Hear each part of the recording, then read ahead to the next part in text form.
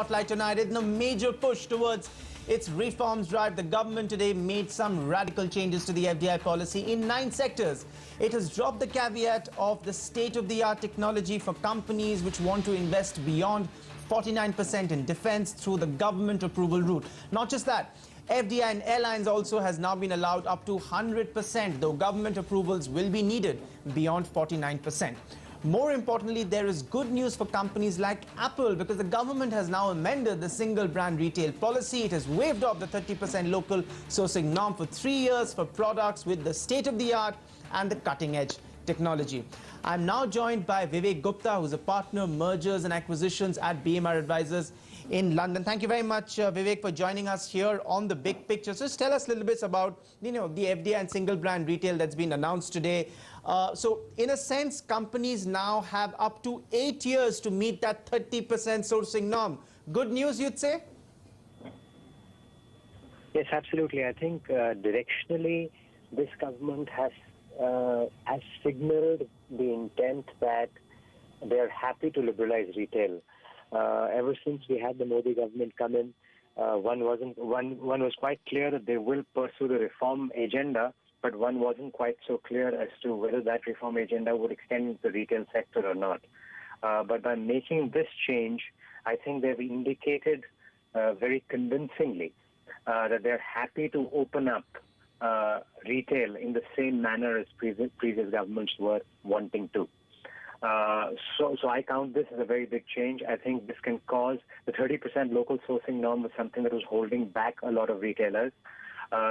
Waiving it for 3 years and then extending it for potentially another 5, I think could be a big game changer in the single brand retail sector in India.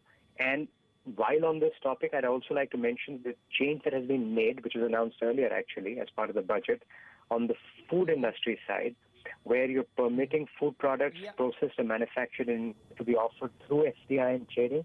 I think that's a pretty big one too. Yes, we'll come to that, Vivek. In fact, food processing.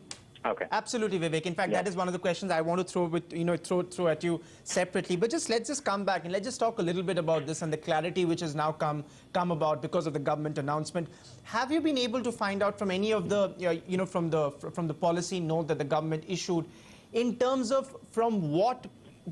Like when will this 8-year or this 3-year plus 5-year period, be effective from? Because in November, when the government announced, reforms in single brand retail, at that point it said that the 5-year, clause wherein a company had to meet that 30% sourcing norm within 5 years was going to be counted from the day it opened its first outlet. So in that sense, I mean, have you got any sort of clarity in terms of when will this, when will it be effective from this 3 plus 5 year window that companies have now been given? See, the current announcement is only a policy press note. One would expect to see the detailed amendments flow through in terms of amendments to the BIPP policy per se. And once those wordings are in place, then one would know as to how technically one would apply it. However, I would say that the same principle should apply. So earlier, if we were counting the 5-year period from the date of opening of my first retail outlet, 3 plus 5 should also be counted similarly. Right. Absolutely. What's interesting though, Vivek, is that as far as single brand retail is concerned, the government has retained terms like state-of-the-art, cutting-edge technology. But interestingly, if you look at the announcement in the defense sector, they've actually dispensed with it. So in that sense, do you feel there is a certain amount of contradiction, or are you convinced with the fact that in case of defense, state of the art may mean something totally different vis-a-vis, let's say, the technology or the single brand retail space?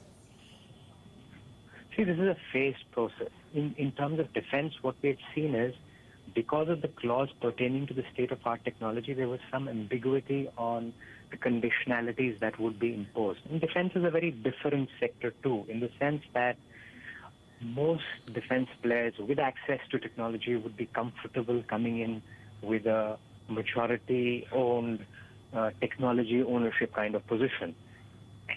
The sector per se itself is high technology, and therefore perhaps the use of the words state-of-art technology in the earlier policy pronouncement was being more careful than necessary.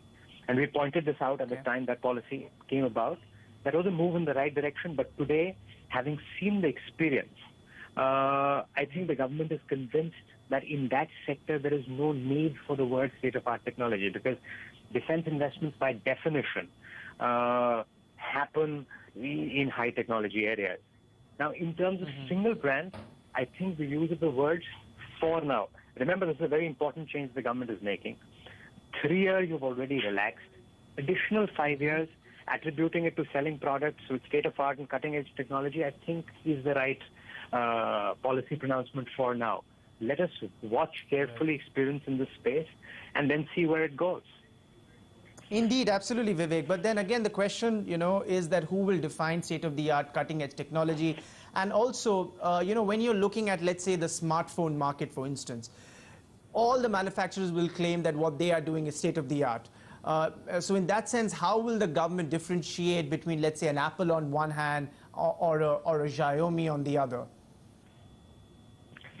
See, I think the government has very clearly indicated its willingness to welcome foreign investment.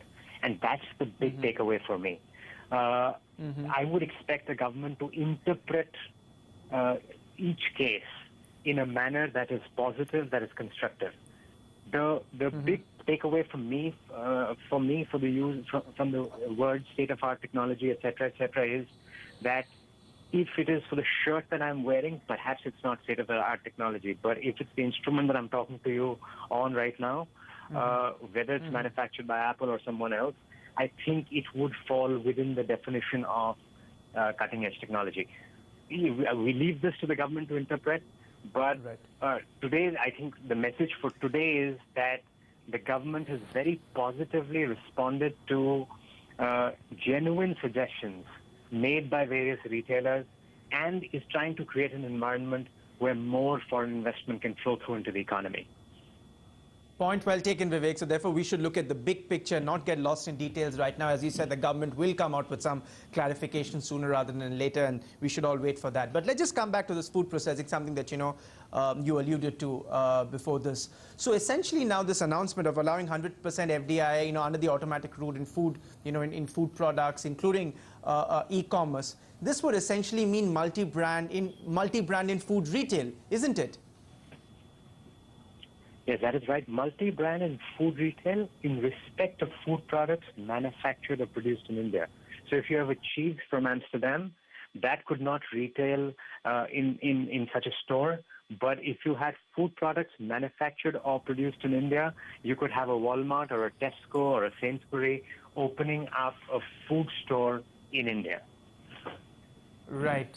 Could this in any way be interpreted? As journalists, we like interpretation. We like to sort of at least try and make some intelligent guesses as to what the government is going to do. So in that sense, is that perhaps a sign of the government maybe, in the future warming up to FDI and multi-brand retail, which of course BJP has been completely staunchly against?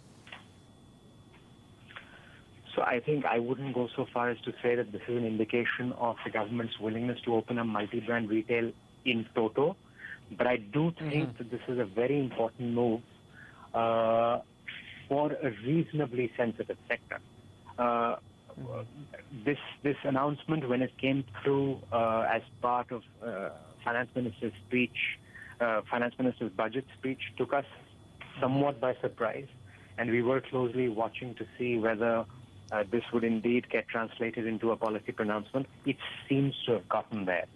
And therefore, I think that this is directionally, without saying that the government is going to loosen up on its position in multi-brand retail, I think this is a very, very important directional move by the government. The implications of this are you could have a Sainsbury in Connaught Place selling food products. And this was unthinkable a year ago. Right.